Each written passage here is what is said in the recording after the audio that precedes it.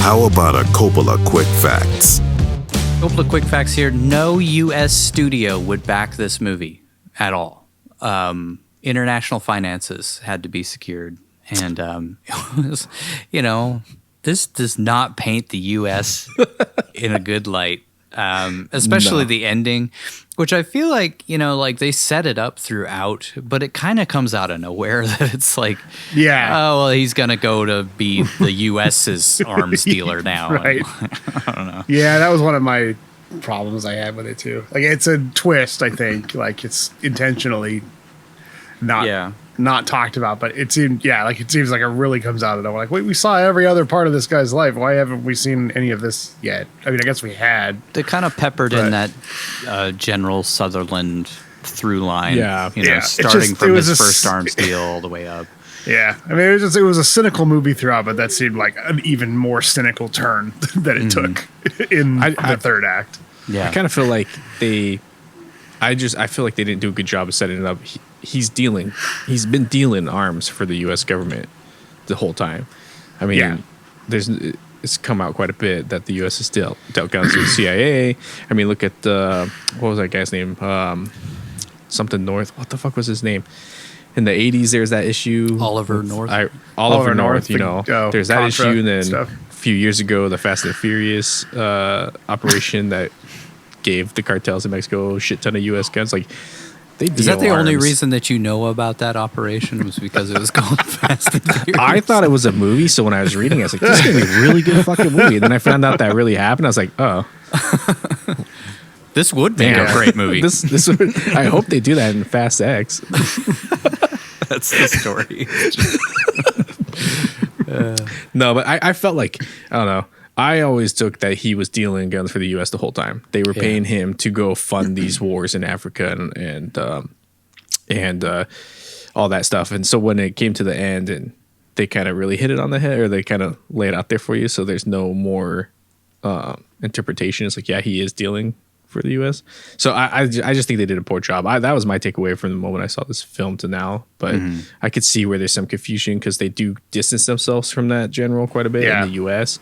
and he's being pursued by Interpol. But my whole interpretation is that he's been dealing guns for the U.S. since he got into the big times. They kind of say that they're funding their own private wars.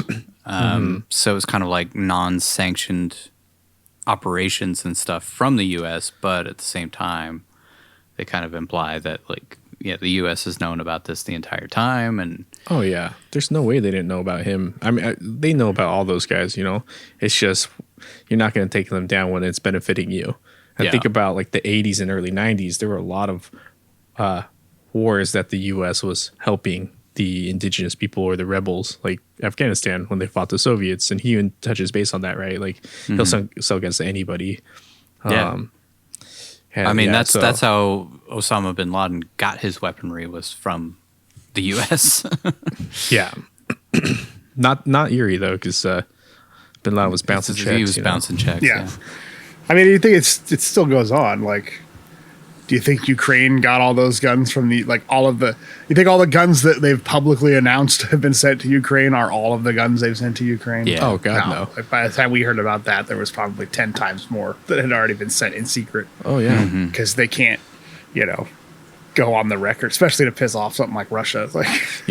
Especially in the time when they were trying to avoid pissing off Russia before they realized Russia wouldn't do shit about it. But and that buildup had been coming for a long time after Crimea.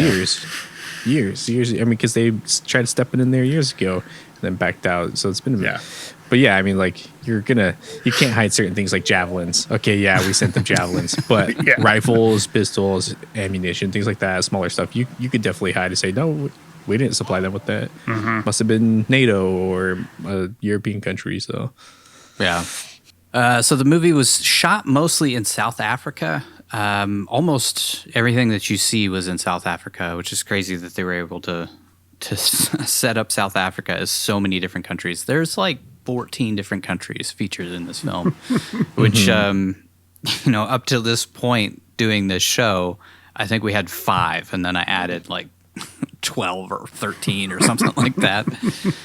But so it was mostly shot in South Africa, but then Czech Republic doubled for the Ukraine, and of course New York. And there was one scene that was shot in an airfield in Utah, which I can't remember which one it was. We'll probably talk about it when we get to it.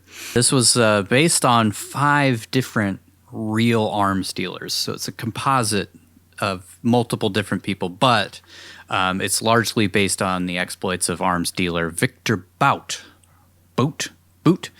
B-O-U-T. It says Boot. Boot. Pronunciation looks like it's boot. Boot. According to Wikipedia. Who was a former Soviet officer who became an arms dealer. Finally was arrested by the Thai authorities in March of 2008. Boot, I guess, was known as the Merchant of Death and was trying to make a deal with American agents posing as FARC insurgents when he was apprehended. After languishing in a Bangkok prison awaiting extradition by the U.S., he was tried and found guilty, and still up to the point of this being published, was awaiting sentencing in Manhattan. But he was literally just, in our timeline, we're recording this in August, he was just offered up in exchange for WNBA star Brittany Griner, who was found with like a minuscule amount of weed, but just picked the wrong time to walk into Russia with any kind of like weed or anything like that. But they're trying to do a swap with him and Brittany Griner. Well, it's her and one other guy. Like I think his name is Did they get some draft Whelan or picks something like that? in there too? It's like I think they're doing it for her because that's where all the headlines are. But there's this other guy named Paul Whelan or something like that, something Whelan, who I'm pretty sure is a spy. Because there's no other reason to tack him on and then bury it under the headlines of, oh, it's Brittany Griner's getting exchanged for this. Like, why is this such a big public thing to trade this arms dealer for a WNBA star? It's like, well, we'll do that. And also this other guy who's, apparently got a bunch of, not shady history, but it's a lot of stuff doesn't add up with him and how he was arrested in Russia and being held and stuff. So you kind of read between the lines there and wonder why they're trying to get this guy of all people back along with this WNBA star for this notorious arms dealer. Mm-hmm. And I'm wondering, like, does that mean that Russia's wanting to put him in jail, or are they going to just let him go when he gets back? I think they have need of his services. Yeah, that makes sense. He has a particular set of skills that he acquired over a long career that make him an enemy for Americans like us. Yeah, I'm sure they'll say it's because they want him, but then he'll get a mysterious pardon. He'll get sent to some gulag in Siberia and never to be heard from again, but then we'll probably not stay there. Live comfortably in Moscow. There's a quote from Orlov that says, "I know that just because they needed me that day didn't mean that they wouldn't make me a scapegoat the next." As further reference, Orlov's father is named Anatoly, just like Boot's father. And then final quick fact here, the 2 characters most responsible for Yuri's arrest are Jack, the Interpol agent, and Ava, Yuri's wife. Jack and Ava are actually the names of director Andrew Nichols' real children. So he named the good guys after his children.